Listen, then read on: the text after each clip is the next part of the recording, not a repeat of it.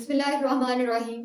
अस्सलाम वालेकुम स्टूडेंट्स। हमने स्टार्ट किया हुआ था chapter number 8 from 10th chemistry और उसके एक तो टॉपिक्स हमने डिस्कस कर लिए थे। एक टॉपिक हमने इंट्रोडक्शन का डिस्कस किया था जिसके अंदर कुछ बेसिक डेफिनेशंस आई थी, मेटलर्जी के प्रोसेस से रिलेटेड थी। फिर हमने सेकंड जो लेक्चर डिस्कस किया उसके अंदर हमने कॉन्सेंट्रेशन ऑफ ओर पढ़ा और अब हमारा आज का थर्ड लेक्चर जो है वो है extraction of metal from concentrated ore. लेकिन इन सारी मुश्किल बातों को हम बड़ा ही आसान बना लेंगे और उससे पहले हम अपने प्रीवियस लेक्चर्स का जो समरी है, समराइज किया था हमने एंड में, उसको हम यहाँ पर डिस्कस करते हैं। देखिए, मैंने आपसे ये कहा था कि हम ना जब भी हमें किसी मेटल की जरूरत पड़ती है तो मेटल्स को एक्सट्रैक्ट करते हैं जमीन से। लेकिन जब हम जमीन से मेटल को एक्सट्रैक्ट करते हैं, निकालते हैं, तो वो प्योर नहीं होती, वो उस फॉर्म में नहीं होती जिस फॉर्म में हम उसको यूज करते हैं। उसके साथ बेशुमार दूसरी चीजें होती हैं और फिर उस दूसरी चीजों को हम गैंग कह देते हैं और गैंग को हमें रिमूव करना पड़ता है।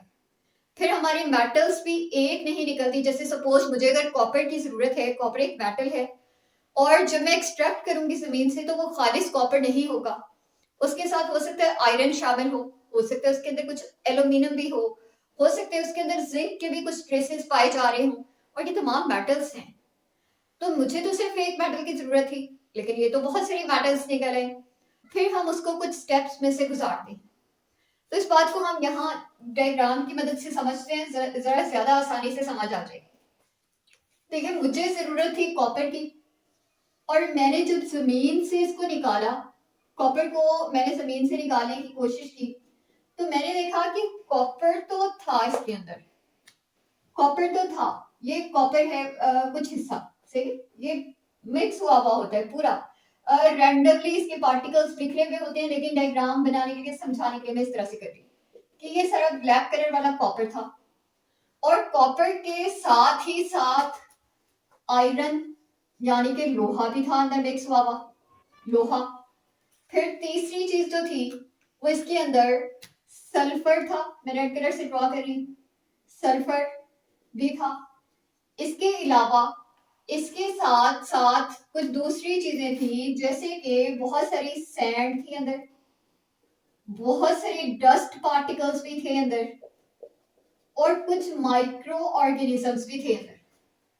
से मैंने अभी आपको बहुत सारी चीजों के नाम बताए जिनमें मैंने कहा कॉपर तो है, साथ ही साथ मैंने कहा आयरन भी है, आयरन Fe। फिर मैंने कहा इसके अंदर सल्फर भी है, उसके अलावा मैंने कहा सैंड है। फिर मैंने आपसे ये कहा कि सैंड के साथ मड है और फिर एक और चीज जो मैंने नाम लिया, मैंने कहा माइक्रो ऑर्गेनिजम्स भी हैं, माइक्रो ऑर्गेनिजम्स भी हैं। अब आप गौर करें तो आपको पता चलेगा कि मेरे काम की चीज सिर्फ और सिर्फ यहाँ से कॉपर है, मुझे बाकी किसी चीज की जरूरत नहीं है।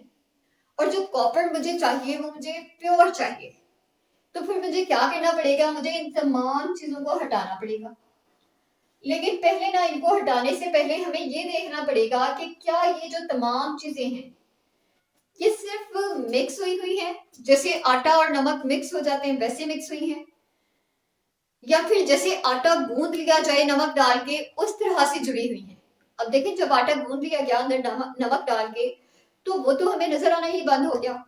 लेकिन जब तक दोनों चीजें खुश्क थी, पाउडर फॉर्म में थी, मिक्स हुई हुई थी, तो किसी ना किसी हद तक हमें नमक का पता चल रहा था। अब देखें, जो चीजें पाउडर फॉर्म में तो थी लेकिन सिर्फ मिक्स हुई हुई थी उनको कहते होते हैं फिजिकली अटैच्ड, और जो चीजें आटा गूंदने के बाद जैसे अंदर नमक हो गया उसको कहते हैं केमिकली अटैच्ड। तो हमारी ये जो ऊपर वाली तीनों चीजें हैं, कॉपर, आयरन और सल्फर, ये तीनों चीजें केमिकली अटैच्ड होती हैं, केमिकली अटैच्ड होती हैं और इन तीनों को मिलाकर हम और कहते हैं, नाम इनको देते हैं और मैंने कहा ये तीनों चीजें केमिकली एक दूसरे के साथ अटैच्ड हैं। जबकि ये जो बाकी की तीन चीजें हैं जिसके अंदर सैंड, मड और माइक्रो ऑर्गेनिजम्स हैं, ये हमारे कॉपर के साथ मिक्स हुई हुई है, केमिकली अटैच नहीं है, सिर्फ और सिर्फ फिजिकली अटैच्ड है, फिजिकली अटैच्ड है। और जैसे हमने इन ऊपर वाली तीनों चीजों को मिला के और नाम दिया, बिल्कुल वैसे ही नीचे वाली तीनों चीजों को मिलाकर हम एक नाम देते हैं और वो नाम है गैंग। सही है, गैंग नाम है।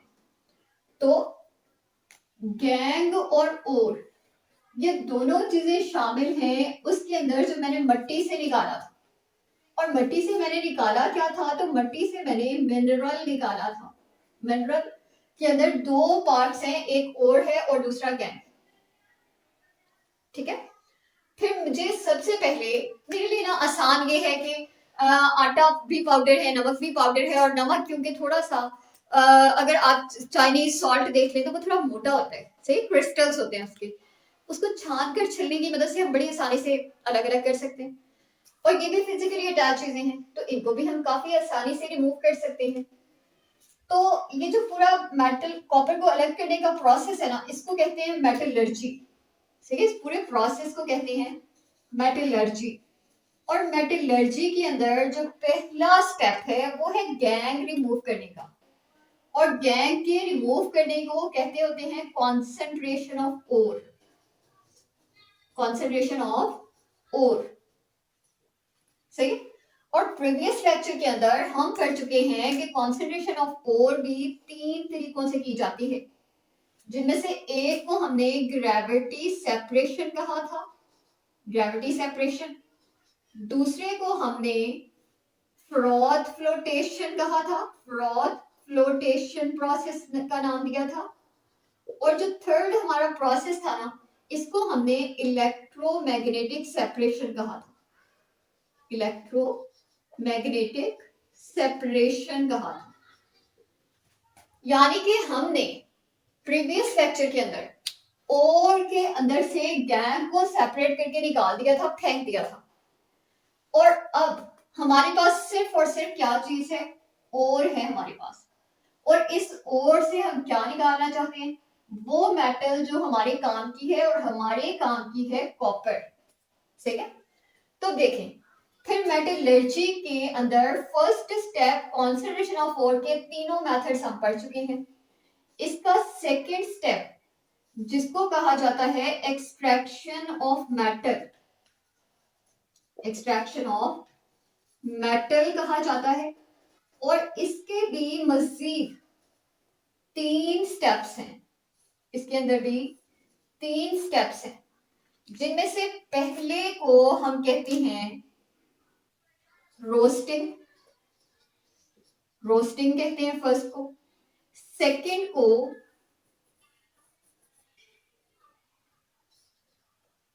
सेकेंड स्टेप को इनमें से स्मेल्टिंग कहा जाता है, जो कि एक इंपॉर्टेंट लॉन्ग क्वेश्चन है।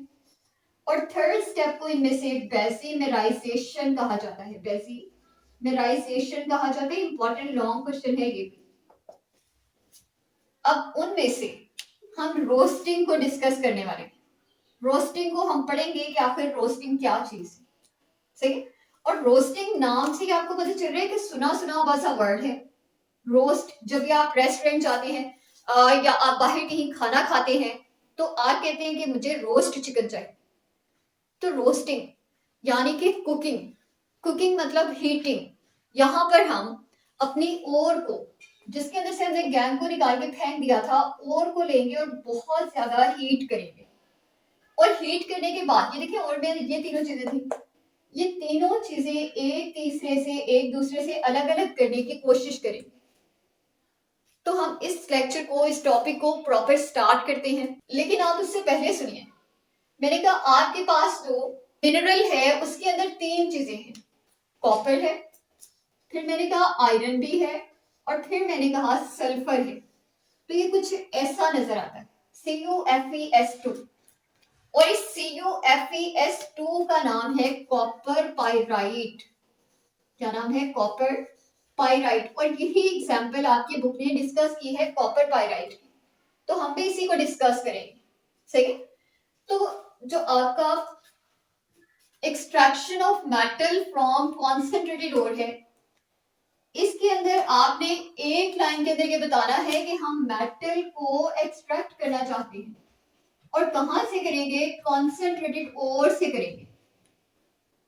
हम ये कहेंगे metal can be extracted, metal को एक्सट्रैक्ट किया जा सकता है, कैन बी एक्सट्रैक्टेड, और कहां से एक्सट्रैक्ट किया जा सकता है, from concentrated ore, from concentrated ore, concentrated ore से हम मेटल को एक्सट्रैक्ट कर सकते हैं बाय टू मेथड्स, दो तरीके इस्तेमाल करके, टू मेथड्स दो तरीके हैं जिनको हम इस्तेमाल कर सकते हैं।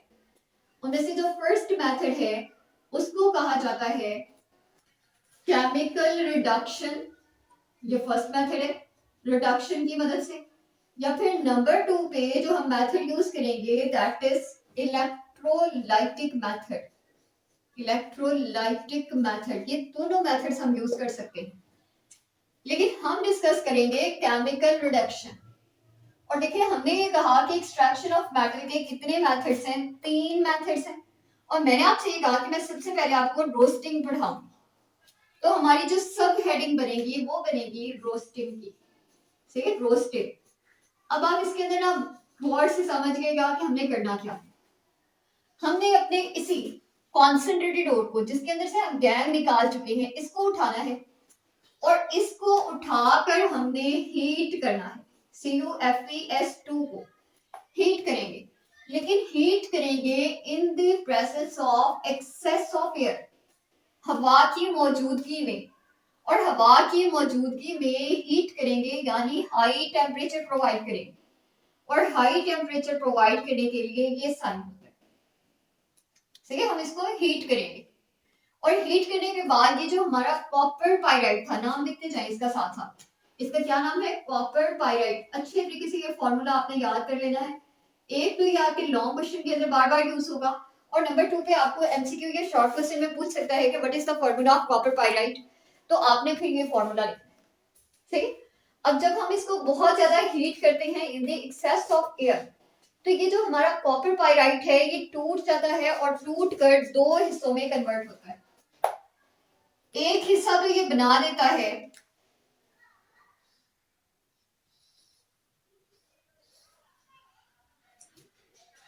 Cu2S, क्यूपरस सल्फाइड है इसका नाम, सॉलिड है ये, और नाम इसका है क्यूपरस सल्फाइड। एक प्रोडक्ट जो हमारा बनेगा वो क्यूपरस सल्फाइड होगा। और आप अपना मकसद याद रखिए कि हम ये कर क्यों रहे हैं, हम सिर्फ और सिर्फ कॉपर को हासिल करना चाहते हैं और उसी की तरफ बढ़ रहे हैं। क्यूपरस सल्फाइड के साथ हमारे पास एक और जो प्रोडक्ट बनेगा, दूसरा प्रोडक्ट हमारा होगा, ये आपने ना, मेरे पास यहाँ पर जगह नहीं है मजीद तो मैं यहाँ ऊपर या नीचे लिख रही हूँ, दूसरा प्रोडक्ट हमारा बनेगा FeS, इसका नाम है फेरस सल्फाइड। क्या नाम बताया मैंने, फेरस सल्फाइड। ये सेकेंड प्रोडक्ट हमारा बनेगा इसी रिएक्शन में ड्यूरिंग हीटिंग, ये दूसरा प्रोडक्ट बनेगा। और जो हमारा थर्ड प्रोडक्ट बनेगा वो मैं यहाँ नीचे लिख रही हूँ, वो इम्प्यूरिटीज होंगी जो कि ऑक्सीजन के साथ, सल्फर हमारे काम की चीज नहीं है, हमें जरूरत ही नहीं है इसकी, इम्प्यूरिटी है, ऑक्सीजन के साथ रिएक्शन करेगी, गैस बनाएगी SO2 सल्फर डाइऑक्साइड गैस। मैंने एक बीकर लिया हुआ है और उस मैंने ना इस अपने कॉपर पाइराइड को जो कि कॉन्सेंट्रेटेड और थी मेरी, इसको मैंने बीकर के अंदर डाला और बीकर के अंदर डालकर मैंने इसको हीट करना स्टार्ट किया, और मैंने जहां हीट किया वहां पे ऑक्सीजन मौजूद थी, यानी ऑक्सीजन की मौजूदगी में मैं इसको हीट कर रही थी।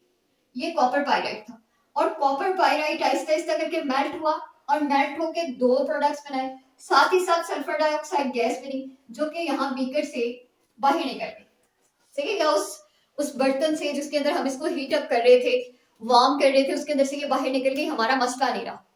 हमारा मसला कहाँ तक है, हमारा मसला ये है कि फेरस सल्फाइड भी है बीकर में और क्यूपरस सल्फाइड भी है बीकर में, क्या आयरन की मुझे जरूरत है, तो आप कहेंगे नो, क्योंकि मैंने तो ये कहा कि आयरन मेरी जरूरत की चीज नहीं है। क्या ये जो सल्फर है ये मेरी जरूरत है, नहीं। ये सल्फर मेरी जरूरत है, नहीं। मेरी जरूरत की चीज सिर्फ और सिर्फ कौन है, कॉपर है। ये हमारा रोस्टिंग का प्रोसेस है और रोस्टिंग के आगे चलते हुए हम पहले इसको निकाल कर फेंकेंगे, इसके अंदर हमारे काम की कोई चीज ही नहीं है। और फिर इसको निकाल कर फेंकने के बाद इसके अंदर लगा हुआ आधा हिस्सा भी हमारे काम का नहीं है, इसको भी उतार देंगे। और इस तरह से हमारी कॉपर जो कि रिक्वायर्ड मेटल है वो हमें मिल जाएगी। अब देखें इसके अंदर आपने वर्डिंग क्या लिखनी है, इस टॉपिक के अंदर जो आपने वर्डिंग लिखनी है वो सुनिए और वो लिखिए। उसके अंदर आपने लिखना है हीटिंग